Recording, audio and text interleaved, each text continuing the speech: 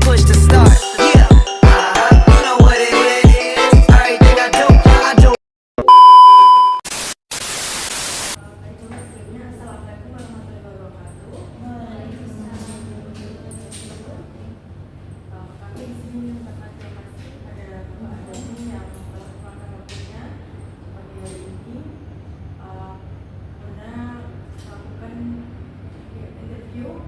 Untuk mata kuliah teknik presentasi, dan kami mengambil topik tentang kemahasiswaan dan public speaking. Oke, sebelum itu izinkan kami untuk memperkenalkan diri, Pak. Saya Anda, Pak. Saya Sandra. Saya Zahir. Saya Rafa. Saya Wulan, Bapak. Mungkin bisa langsung saja ya, Bapak ya. Untuk yang pertama, menurut Bapak itu bagaimana sih tips menjadi mahasiswa yang aktif semasa kuliah? Oke, menjadi mahasiswa yang aktif semasa kuliah itu kan bisa kita pandang dari dua sisi ya. Apakah itu aktif di dalam pembelajaran atau di luar pembelajaran. Kalau kita lihat dari sisi aktif di dalam pembelajaran, ya kita bisa dengan cara ketika mengikuti perkuliahan itu jangan menjadi mahasiswa yang kelas kosong, tetapi jadilah mahasiswa yang ketika masuk ke kelas itu gelasnya itu setengah isi, sehingga ketika kalian di kelas diberikan oleh pembelajaran oleh dosen itu keaktifannya itu sudah langsung terrespon. Oh, saya itu kurang paham di sini, saya perlu tanya ini dan sebagainya. Kalau kita memandang dari sisi di luar pembelajaran, berarti kita harus ikut serta di dalam sebuah organisasi. Kita harus paham passion kita di mana. Misalkan kita tertarik pada organisasi untuk BEM atau HIMA, ya monggo diikut serta di situ. Tapi dengan catatan ketika mengikuti organisasi seperti BEM atau HIMA, jangan sekedar untuk mencari pengalaman saja, tapi benar-benar untuk tujuannya sesuai dengan visi-visi organisasi tersebut. Jadi kira-kira itu kalau pengen aktif baik di pembelajaran maupun di luar pembelajaran. Jadi memang harus ditangani dari dua sisi ya, Pak. Ya, terkadang kalau kita lihat ada mahasiswa yang aktif di pembelajaran, tapi dia organisasinya kosong. Ada yang organisasinya aktif banget, tapi pembelajarannya kosong. Kalau bisa dua-duanya harus balance. Introvert itu kan orang yang dia suka bekerja sendiri. Bukan berarti dia tidak bisa berorganisasi. Dia juga bisa berorganisasi. Tetapi mungkin teman-teman atau manajemen di organisasinya perlu membedakan cara bagaimana dia berorganisasi. Dia cuma tidak suka ketika terlalu ramai seperti ini ya. Tapi ketika bekerja sendiri itu dia justru malah bagus sekali.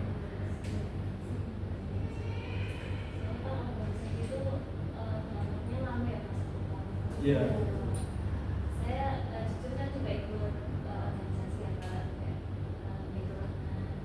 Saya di situ menemukan passion saya, Pak. Kayak karena passion saya itu bukan di organisasi. Kayak ketemu orangnya itu terus itu membuat saya kayak nggak membuat saya terbangun. Itu gimana prosesnya? Itu tadi ketika memang mengikuti organisasi, poinnya bukan untuk mencari pengalaman atau cari teman, tapi tahu dari tujuan organisasi itu. Misalkan ikut HIMA ya. HIMA itu kan dia punya visi untuk menjadi provider bagi mahasiswa seluruh departemen. Misalkan itu punya potensi dan sebagainya. Tujuannya untuk membantu.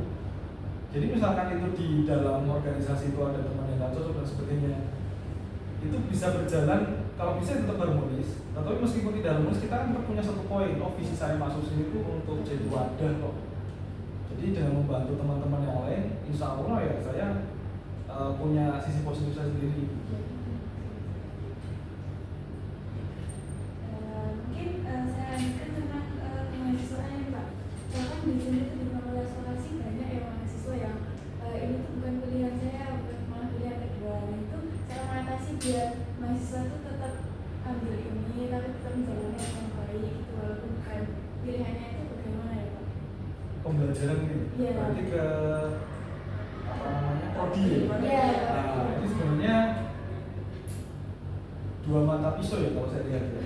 Kalau memang dia orangnya yang dalam artian tidak idealis dan tekun, bisa saja dia dalam artian oke, saya sudah basah di sini, jadi saya akan tekuni ini, itu nggak masalah. Tetapi kalau dia orangnya idealis, suruh tekun seperti itu tidak bisa. Mau nggak mau dia harus keluar dari zona itu. Iya. Daripada dipaksa sampai beberapa semester, kemudian di semester ketika sudah teman-temannya tidak ada ya, Iya. sudah pada lulus, itu nanti malah merasa sendiri dan terhambat sendiri. Iya. Karena ada beberapa mahasiswa juga kalau dilihat ya, entah itu masalah salah prodi atau masalah dia sudah bekerja, ketika teman-teman sudah tidak ada, masa studinya itu jadi molor panjang. Iya. Jadi ngatur kampus gitu ya, Pak. Dan bahkan ada beberapa kasus pun mahasiswa yang dalam artian tidak jujur kepada orang tuanya. Ya kan? Iya. Ada yang kemarin itu saya dapat laporan, ada mahasiswa yang dia itu 1 tahun itu tidak jujur kepada orang tuanya. Orang tuanya itu mencari, Iya. kemudian saya cek di Zakat ternyata 2 semester itu sudah tidak aktif. Padahal sudah dikasih uang semester dan sebagainya. Iya. Nah itu ada yang seperti itu. Makanya ini dua mata pisau mana yang harus diambil. Dilihat dari bagaimana potensi mahasiswanya. Tapi kan kadang malah mereka milih melanjutkan, ada juga yang nanti kayak kalau udah 1 semester nanti aku daftar di sini lah gitu. Berarti itu semacam gini Mbak, Semi gap year gitu ya, Pak. antara gap year atau antara dia kadang-kadang kita melihat rumput tetangga itu lebih hijau kan. Nah, ternyata seperti itu. Kita masuk di sini ternyata kok kayak gini ya. Kayaknya saya salah deh. Tapi belum tentu ketika dia fokus di situ ternyata dia menemukan passionnya di situ bisa jadi.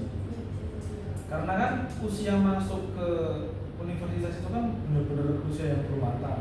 Bisa jadi memang itu bukan keputusan valid dia. Iya. Kecuali paksaan orang tua ya kita nggak tahu. Iya. Untuk topik yang selanjutnya, menurut Bapak bagaimana tips agar percaya diri lebih dibandingkan orang ada di kampus atau di masyarakat? Untuk bisa percaya diri entah itu di masyarakat ataupun di kampus, kunci utamanya itu bodo amat dulu. Iya, benar sih, Pak. Sekarang kita lihat di masyarakat ya, ada beberapa orang yang dia itu sebenarnya nggak punya keahlian apa-apa karena dia pede itu terkenal. Iya. Ya kan? Iya. Banyak orang-orang diundang ke talk show televisi, dia cuma sekedar joget-joget. Iya. Dia bodo amat aja deh. Nggak punya sisi positif, tapi karena dia pede, Iya. ya dia jadi terkenal. Seharusnya kalau orang-orang yang punya esensi positif pun harus bisa kayak gitu. Oh dia punya esensi positif, kenapa nggak pede? Pede aja dulu. Jadi overthinking gitu. Iya, jangan terlalu overthinking. Pede aja dulu bodo amat. Susah ya Pak kalau Ya memang, karena itu kan harus dilatih. Iya. Aduh, takut nih. gitu. Bener. keringetan gitu Pak. Nih, Pak, keringetan. Sama begini, terkait dengan percaya diri juga, kita juga harus bisa mengambil kesempatan. Misalkan dari Bapak semua ini ya, dipasrai untuk ngisi suatu materi, Iya, iya. ya kan? Kadang nggak percaya diri itu kan menghambat. Wah, Iya. aku ini nggak kompeten, ya, aku ini maluan dan sebagainya. Iya. Kita nggak tahu. Jangan-jangan kesempatan itu yang membawa kita itu jadi dikenal orang, nanti dengan situ kita lebih banyak dan sebagainya. Jadi kalau mau pede, baik itu di masyarakat atau di kampus, berdoa aja dulu. Betul, betul. Ya. Untuk selanjutnya, bagaimana sih cara mengatasi rasa takut gagal dalam perkuliahan? Mengatasi rasa takut gagal dalam perkuliahan adalah dengan cara merasa terus kurang. Jangan terpatok dengan nilai, walaupun memang sistem pendidikan di Indonesia itu mau nggak mau sistem dengan nilai ya. Iya. Tapi kita ya kalau bisa jangan terpaut dengan itu. Kita harus selalu merasa kurang. Terkadang dengan adanya nilai itu bahkan memberikan kita batasan kalau kita merasa cukup. Iya. Misalkan kita di suatu mata kuliah ya, Iya. udah dapat A, nah saya cukup kok. Iya. Ternyata lulus kuliah, kita ditanya oleh industri terkait mata kuliah yang kita dapat A, kita kosong kan? Gitu. Jadi akan lebih baik kita tuh selalu merasa kurang. Misalkan kita memang passion di situ, anggaplah dalam 144 SKS kalian passionnya hanya di 20 SKS. Iya. Ya udah fokus aja di situ. Memang pengen mengembangkan itu, nanti lulus punya value-nya di situ.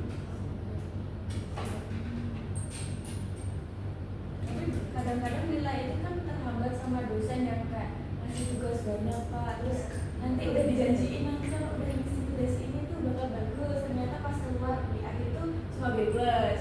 Nah bebas itu setelah kita komplain, loh kan ini cuma gini-gini gitu pak, jadi kayak nggak nerima komplain gitu pak. Nah ya, itu kan karena berpatokan pada nilai ya. Iya. Berbeda cerita kalau kita itu emang butuh mata kuliah itu. Sekarang kan banyak industri itu tidak mengabaikan portofolio ya, mengabaikan portofolio kan. Bodo amat kamu lulusan apa, bahkan kemarin Google aja nerima engineer programnya dari lulusan SD karena dia bisa meretas kan. Iya. Nah, itu. Jadi sekarang kayak gitu, kita punya value-nya. Masalah IPK-nya segitu nggak masalah. Walaupun dengan kayak gitu bukan berarti kita mengabaikan IPK yang enggak ya. Iya. Karena itu sebagai bukti proses pembelajaran kita itu bagaimana.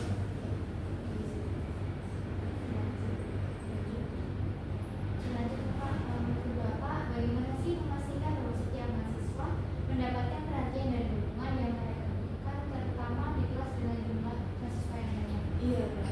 Kan di ADP sendiri ini tuh ada 60. Satuan. Iya. Kalau di sini tuh nggak muat pak. Di DL ada Ada sosial. besar nyari posisinya susah. Memastikan mencari perhatian yang bagaimana ini Mas? Jadi mau perhatian semuanya gitu loh pak. Terus kan nanti pak pasti ada kalau yang 60 orang itu pasti satu yang tidur lah gitu lah. Ada yang rumit. Iya. Tidak Ini, kondisi. kelas pendidikan di perguruan tinggi itu kan bukan lagi terkait dengan pedagogi, Iya. Iya. tapi dengan andragogi kan, di mana sebenarnya tidak lagi pengajar itu untuk mendidik siswanya, tetapi hanya sebatas mengajarkan, meskipun di luar tetap memberikan nilai-nilai atau value-value terkait dengan karakter ya ataupun alam.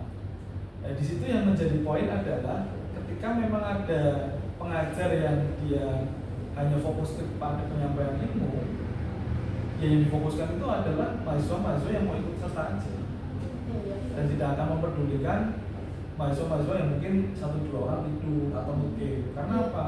Dengan 16 pertemuan dan pertemuan satu pertemuan itu 100 menit itu kan akan menghambat ketika hanya sebatas tegur-mengegur dan sebagainya.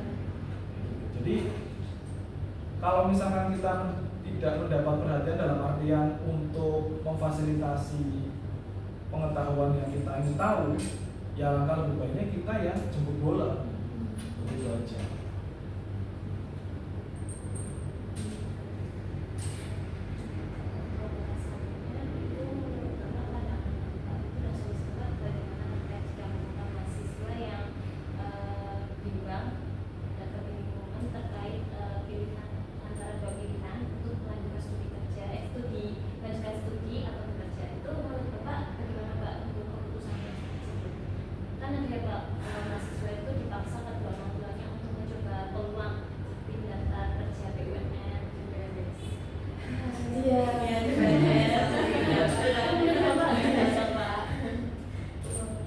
Kita harus melihat background dari mahasiswa tersebut.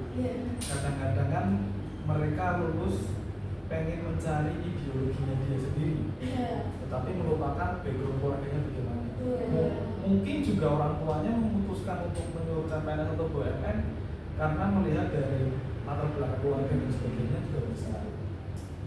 Tetapi sebenarnya dengan cara diskusi ya itu akan menjadi jalan tengah dalam menentukan pilihan. Jadi bukan berarti dengan cara memberontak ya, misalkan, kamu lulus masuk BUMN aja.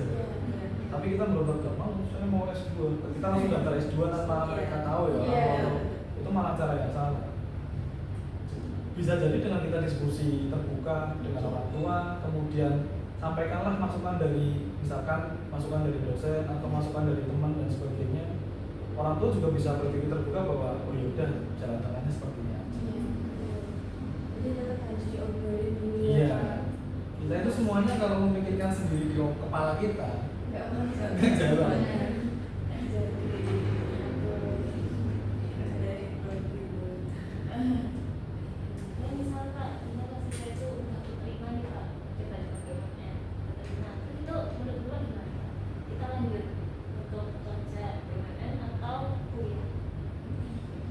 Di dilihat dari konsekuensinya. Iya.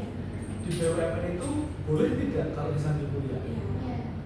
Atau misalkan di BUMN itu ketika kita ternyata tidak sesuai dengan job desk kita, ketika kita keluar, ada nggak sanksinya? Sanksinya seperti apa, berat atau tidak? Ketika itu tidak berat dan kemudian kita memilih kuliah, ya tidak masalah. Tetapi kalau ternyata sanksinya kita di blacklist selama 1 tahun tidak bisa mendaftar kemana-mana, kemudian misalkan kita harus membayar sanksi 100 juta, misalkan, nah itu kan akan lebih memberatkan. Kita harus mempertimbangkan berbagai hal. Jadi itu harus benar-benar dilihat dulu. Kalau misalkan itu semua bisa kita abaikan, ya kalau mau kembali ke perkuliahan. Jangan-jangan BUMN-nya itu malah membolehkan pegawainya itu nyambi kuliah, dan ketika lulus nanti ijazahnya bisa disetarakan. Itu bisa jadi.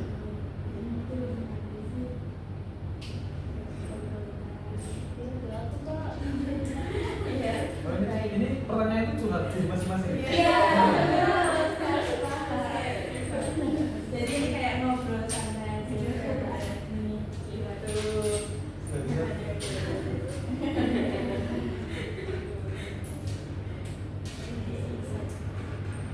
Ada yang ditambahin nggak? Ini public speaking-nya nggak ada? Public speaking-nya tadi sedikit gitu lah ya Pak. Pernah boleh Iya, tadi Pak. Tapi kan kalau ini Pak, biasanya kalau public speaking itu kan di organisasi ya Pak, banyaknya malah kayak ayo ikut ini, tapi di organisasi juga kayak kita masih takut, aku tuh masih belum pernah ini, terus kayak jadi menghindari yang kegiatan-kegiatan tersebut. Masih belum kenal gitu. Belum kenal gitu Pak, sama yang satu dulu namanya. Iya. Bukannya kalau belum kenal itu malah kita bisa bersikap bodo amat. Tapi biasanya Daripada dengan yang lebih kenal kan Iya. malu ya, ini kan sih harusnya. Iya sih Pak. Makanya kadang-kadang dengan sikap bodo amat itu, ya kita menempatkan bodo amat itu dengan sisi yang positif ya. Iya. Kalau memang dengan posisi untuk kita kritis dan sebagainya, nggak apa-apa. Toh kemudian yang ditakutkan apa ketika kita mengutarakan pendapat atau kita pede atau performa kita jelek? Yang terjadi kan adalah kita mendapatkan masukan. Nah kalau kita aja nggak pernah tahu masukannya seperti apa, performa kita bagaimana, kita mau maju apa? Gitu kan. Jadi tetap harus mencoba hal baru. Iya, masalah gagal semua orang punya data gagal Iya, masing-masing. masing-masing. Makanya habiskan aja data gagalnya. Ini kan nggak berhasil.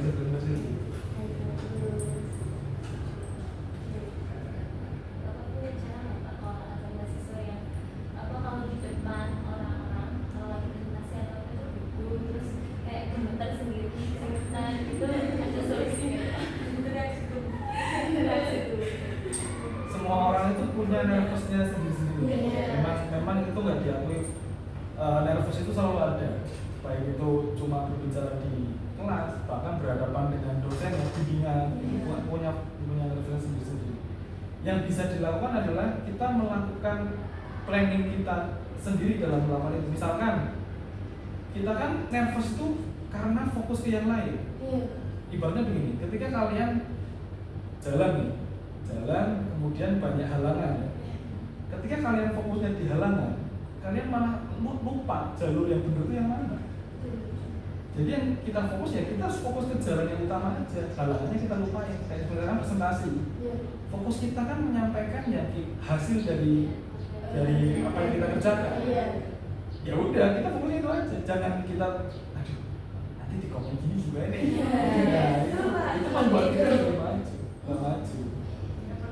Overthinking. Betul. Udah takut duluan soalnya. Overthinking itu membunuh diri kita sendiri. Iya betul. Sebenarnya, tapi kita kok. Ya benar, kita dalam melakukan sesuatu itu perencanaan dan strategi itu perlu. Iya. Tapi tindakannya itu lebih besar harus kita lakukan daripada terlalu banyak pikir.